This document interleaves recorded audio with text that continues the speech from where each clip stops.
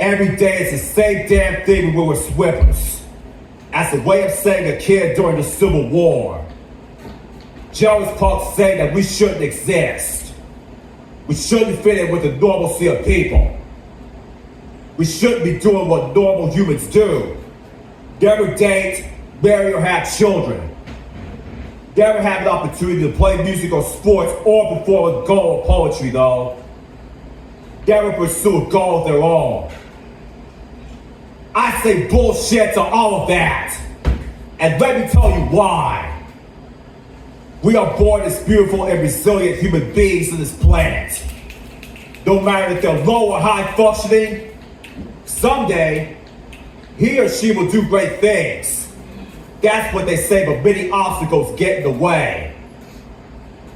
When we see others possess numerous abilities, we have no problems pursuing the same.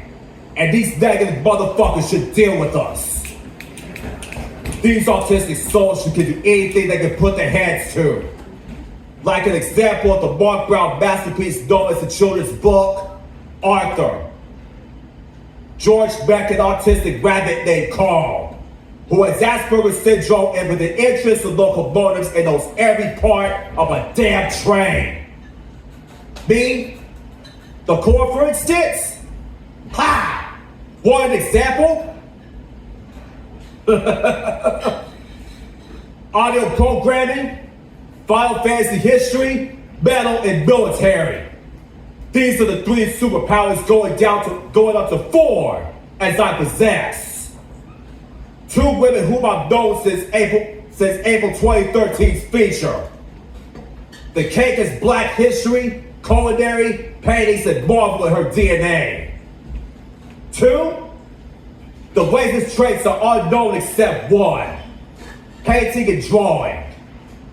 But one power we have, sharing our poetic verses all over the US.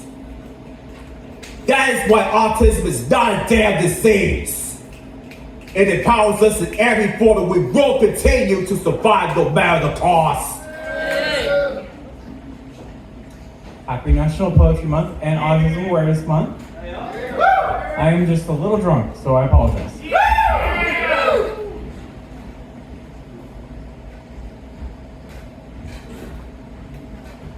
I am autistic. Though often I keep it hidden in a closet, turned off my location, your GPS must be mistaken, I'm tired of taking y'all's bullshit. I am autistic. The people will say you don't look like it because they don't see that masking me is my only survival skill I had to. Because there's been tests developed just to kill me before I've been born. I've always been torn over repping the name or repping a faith. Because I'm not sure they can deal with it. I am autistic, but to borrow the words of a friend, don't treat me different. That's not what friendship is. Don't put on a facade just so I can take mine off. Just because I have a diagnosis doesn't mean you need a diagnostic just to talk to me. I don't want you if you can't be real. But if you're real, you better fight with me. Whether it's at the bar or the office, because there are people who hear the word autistic and immediately feel pity. And I think it's really silly, but I'll give you some credit. Now every brother, sister, sibling, or mine can right-click their expression, hit edit. Can't scroll through Photoshop till they find the masking option, wear their tisms on their face because they can't erase nor soften, but they shouldn't have to. Shouldn't need to put themselves in a box and hide away who they are, then use that tism riz like a flirt line from the Cosmopolitan. Get you a pretty partner that you can take to bed and get to hopping. We may not be good at communicating, but when we love you, we often have weird ways of showing it. I might just find a rock I like and try to give it to you looking up with my face just glowing. Around 1 kid out of 36 is born with autism. But I assume those numbers are skewed because a good chunk of people in this room are autistic, and I don't want to out you, but I do want to shout you out. You're here when often our condition is treated like a death sentence, like acting a little different for the person to your left is evidence enough that you're not for this. Life's like a box of chocolates. Some of us are high functioning, some of us just isn't. But the reason my function is impaired is because you caused it. Closet case is what they called her. She wasn't brilliant enough to stand out as a positive side effect. She couldn't look at a pile of pencils and know exactly how many there were there, so they ignored her and she'd rage, but we were just kids, and who listens to us at that age? We were friends. I knew we were like then, but my mom had refused to reach out for help for me, but at least we were friends. We played inside, outside, real life, and pretend. She should have never been shoved in that closet, never bullied by every kid who couldn't understand her problem because it never should have been a problem. Never should have tried to solve them. There's no parent-teacher textbook for dealing with children who are autistic. I am autistic, she had autism. We were great friends, even on different spaces of the spectrum. Her name was Sam. I think about her often. Like any time, any person, any place decides they are judge, jury, and the executioner, when they jump up on stage and they make jokes that make us suffer, when they make laws that say our lives shouldn't be suffered, I don't need a pedestal to stand tall. I don't want you to make me feel good. I want you to change the way you speak, change the way you think, realize that you and I, despite the lies, are pretty much the same. Don't pity us. Don't treat us different. Educate yourself and your children. Autism isn't a death sentence. Everyone in this fucked up world has a difference. Don't make me feel like mine leaves me defenseless. Thank you. It's called Because of My Autism. The reason I can't maintain consistent eye contact at times is because of my autism. The reason I back away when someone gets too close while they're talking to me is because of my autism. The reason I don't like when someone puts their hand on me or puts their arm around me is because of my autism. I'm not going to apologize because of my autism. I'm not trying to be rude. You're the one making an autistic person uncomfortable when you confront me about it. So when I explain it's because of my autism, just accept that and move on. I'm not trying to use that as a scapegoat for bad behavior. Certain things are just harder for me because of my autism. Please be more understanding. I have one more. And this one, if you've heard it before, mind your business. Okay. It's called Crossed Wires. Oh, that last one was new shit, by the way. I forgot to say that. I'm acoustic, okay? Leave me alone. Anyway. This one's called Crossed Wires. My brain isn't wired like others. Cross wiring, tangled wires, and wires plugged into the wrong spots. Some wires might be unplugged altogether. My brain is wired differently, but I am as I am meant to be. Crossed wires and all. The wiring in my brain may be weird to some, but to me it is beautiful. Yes, I have bad days, but I am learning to live with the way my brain is wired. What I enjoy, I love to my fullest passion. Even if my brain is wired differently, I'll never say it is wired wrong, because my brain is as it's meant to be, crossed wires and all. Guys are like, Mandy, blush? What? Okay, this is new. I pre-gamed for this. Practice has never made me party perfect, but I did get invited to this today and I'm doing great. I've done everything. I am a participator. No wallflower this time, I deliver. Bouquets of quip and wit. A charismatic contributor to this conversation at this house party. The host offers to make me a drink. Whiskey or rum or something with soda, leaving the can with me. I thank them, give it a taste. You can dilute it if you need to. They say, oh, okay, but yeah, I tell them it's great. I pre-gamed for this. The room and I are buzzing. A microdose untangles party streamers in my gut and coats my tongue in silver. I practiced and I deliver, but it's loud. So I just smile when a woman near me seems to be talking to the room, not sure to who, but she keeps getting responses, so I resolve it's not me. I'm doing just fine, and no one can see how I scan my peripheries for something I haven't anticipated. See, I pre-gamed for this, but I only got through the basics, reminding myself tonight I will remember to pause for response. And ask questions, even if I'm not interested, because that's how people connect, and I'm a person too, right? My blood floods with medicinal magic of conversations practiced. I even anticipate the tall man who talks with his hands, dominates dining room conversations over board games, punctuated with cheers and groans, and I anticipate this noise, so I am not startled. The host offers to make me a drink. I thank them and tell them it's great, and I really mean it. But they still make it a point to say it won't hurt their feelings if I want something else. And I realize I've forgotten part of my pregame routine, forgot to practice the furrow of my brow or how to raise it inquisitively. So there's what I didn't anticipate, hits me, pulls me from an analytical swirl, hyper-arousal, brain state, party streamers twirl. Next time, I'll pregame in the mirror. Because when I'm overstimulated, I don't always remember that my face sometimes scrunches, or is either totally flat, or I've been told I look disgusted when I'm overwhelmed or overstimulated by the senses in my periphery. And truly, it was a really good drink. I guess I just didn't anticipate that.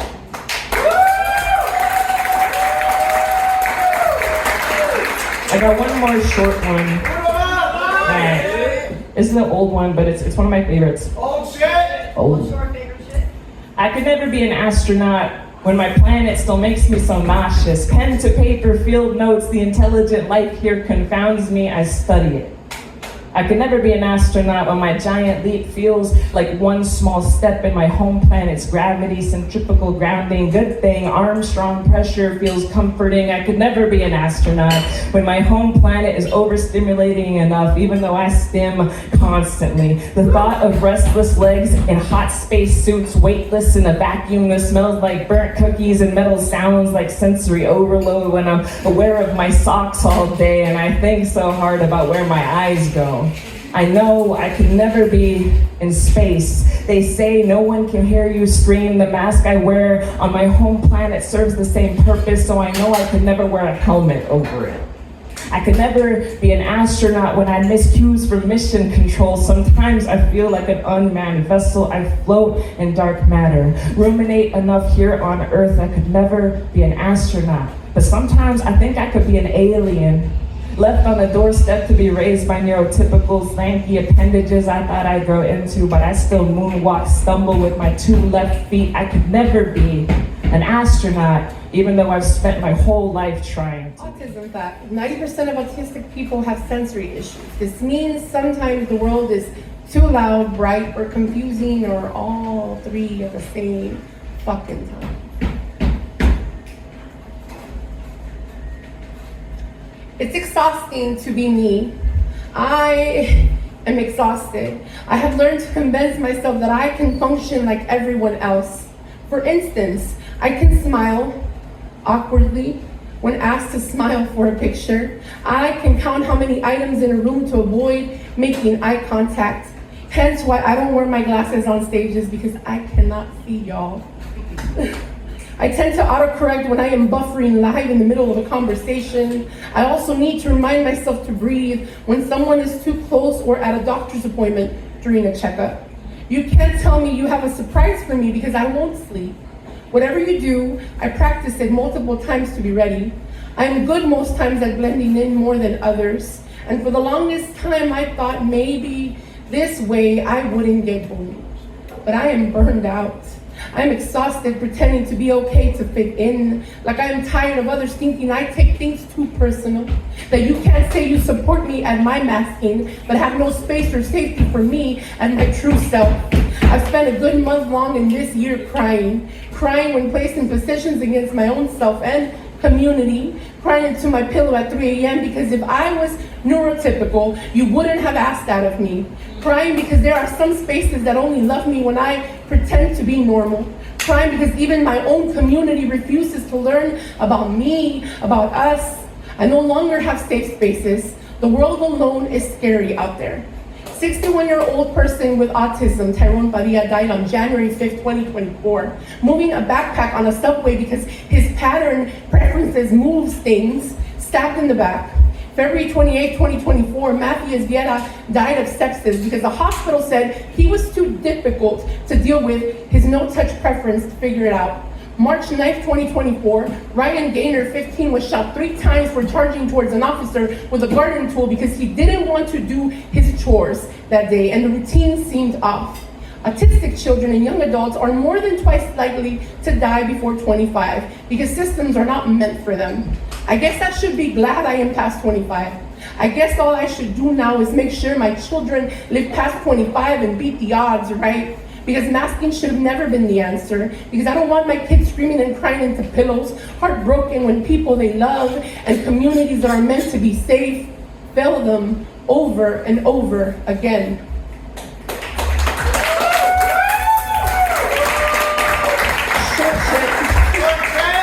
Shit. I come from people that don't drown in a glass of water, learn that sometimes we don't need lessons to learn things. Sometimes surviving comes within our veins, all mixed up with wet dirt, nopales, espinas, and wildflowers. Que mi corazón is my most prized possession. Wouldn't even know how to pay for my body in this godforsaken state. That taught me how to look for abusive hands. That taught me to live off drops of I love yous all mixed up with disrespect. that all I'm worth is getting cheated on. So there's no more this state can do that some haven't done. Wasted all my I'm sorry's on the undeserving. I have this Texas trauma bond on lock. My state loves to teach me I'm worth nothing but a percentage, a statistic as a minority all across the board. All Texas wants is to hurt me as a female and keep me in place. So honey, there's nothing you can do to me that my state hasn't done to me. My lovers with Texas well within their faces, within their breath, gaslight my soul with matches at my feet, put a price on my skin and anatomy just like the Lone Star State, but still deliver manipulative love word bombs like the stars shining bright and big, and I can see my life with you bullshit. Like I love the blue bonnets that this dirt gives me, but despite the constant bouquet of red flags, you bring me with the stench of you won't ever leave me thoughts. So don't come and tell me forever and ask what's wrong, because I can't praise the shortcomings. I've learned how to take this trauma bond of I love you, but hate how you hurt me, because my heart loves Texas, but I hate it too.